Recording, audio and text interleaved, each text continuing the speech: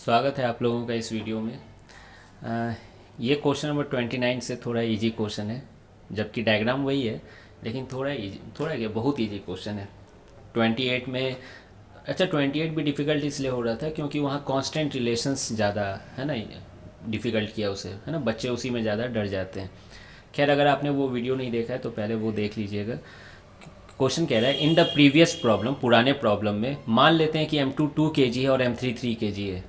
मुझे जहाँ तक याद आ रहा है ये वही था पुराने प्रॉब्लम में भी। खैर, M2 की वैल्यू कितनी है, 2 kg है, और M3 की वैल्यू कितनी है, 3 kg है।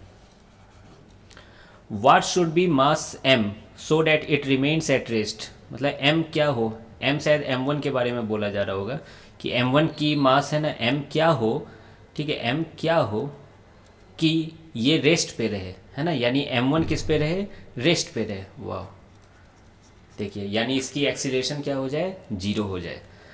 तो क्या M3 और M2 भी रेस्ट पे रहेगा? नहीं, बिल्कुल कोई आवश्यकता नहीं है, ये लोग मोशन कर सकते हैं। अब M की वैल्यू क्या होनी चाहिए, तो मैंने क्या किया है, M की डायग्राम है ना, फ्री बॉडी डायग्राम बनाना चाह रहा हूँ M1 के लिए। तो M पे क्या लग रहा है, mg लग रहा होगा नीचे, और ऊपर क्या लग रही होगी, टेंशन फोर्स।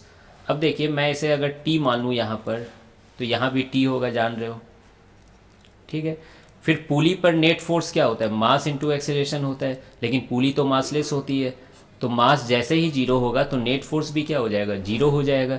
यानी नीचे में अगर 2T फोर्स लग रही है तो ऊपर भी कितनी फोर्स लगेगी, 2T। और अलोंग द स्ट्रिंग टेंशन तो सेम होता है अगर पुली मासलेस फ्रिक्शन लेस हो, जो कि इस चैप्टर में अवश्य होती है। तो यहाँ पर भी टेंशन कितनी आ गई, 2T आ गई, ठीक है। अब ये बताइए, रेस्ट पर है यानी नेट फोर्स क्या है, जीरो है M1 मास पर। तो नेट फोर्स जैसे ही जीरो है तो आप क्या ये लाइन लिख सकते हो कि नहीं, 2T इक्वल टू mg, ठीक है। और मास की वैल्यू चाहिए आपको, मास की वैल्यू चाहिए। तो जिस दिन आप T निकाल लोगे मास की वैल्यू निकल जाएगी। मतलब ले दे के हमें क्या निकालना है, T ही तो निकालना है। अब आप देखना T कैसे निकाला जाएगा। क्या M3 और M2 पे net force equal to mass into acceleration वाला इक्वेशन लिख सकते हैं। मैं क्या मान रहा हूँ कि एक्सीलेशन M3 की नीचे है, मान लेते हैं A3, और M2 की मान लेते हैं ऊपर, ठीक है। इस बार ना ये ज़्यादा वेरिएबल नहीं होगा, है ना, आप थोड़ा सोचो ध्यान से। दोनों की एक्सीलरेशन सेम होगी, कैसे सेम होगी, अब वो देखो। ये M1 रेस्ट पे है, और ये M1 की रस्सी रस्सी रस्सी रस्सी रस्सी इस पुली से कनेक्टेड है। तो क्या ये पुली भी रेस्ट पे रहेगा? और जब ये पुली रेस्ट पे है, क्या ये पुराने ज़माने वाला पुली हो गया कि नहीं, रेस्ट पे है। इधर एक मास 3 kg लटका है तो 3 kg नीचे जाएगा और 2 kg ऊपर जाएगा, है ना। और जिस एक्सीलरेशन से ये नीचे जाएगा उसी एक्सीलरेशन से ये ऊपर जाएगा। अच्छा, अब आप बोलोगे, जिन्होंने है ना ये पुराना वीडियो देखा होगा और जिसमें ये कांस्टेंट रिलेशन मैं समझाया हूँ, तो अब आप बोलोगे कि सर मैं ये वाला फॉर्मूला यूज करना चाहता हूँ। तो स्वागत है, आप यूज करें, बिल्कुल करें।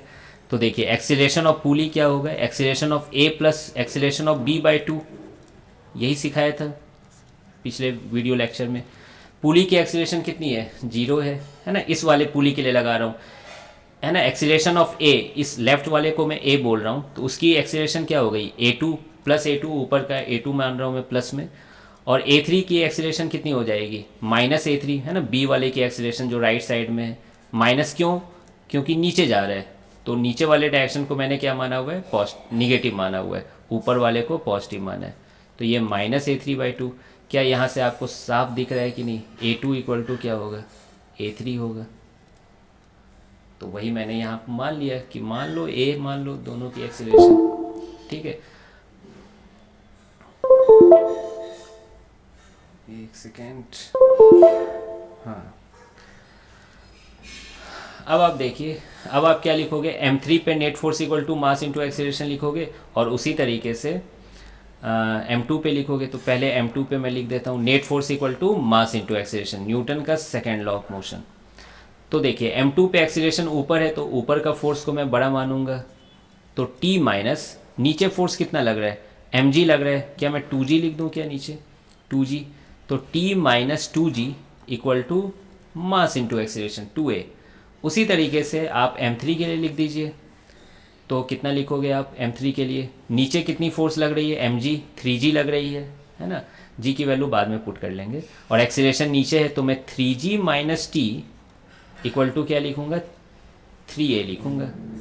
अब बताइए इनको जोड़ के आप एक्सीलरेशन निकालो, हमें तो ज़रूरत टेंशन की है, तो उसको भी आप डायरेक्ट निकाल सकते थे, है ना, 2 से डिवाइड करके, 3 से डिवाइड करके, लेकिन इक्वेट करके, लेकिन ज़्यादा इंट्यूटिव जो है, आपको जोड़ने में मज़ा आ रहा होगा।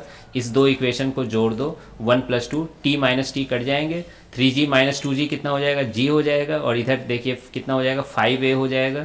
तो a की वैल्यू आपकी कितनी आ गई, g/5। ठीक है।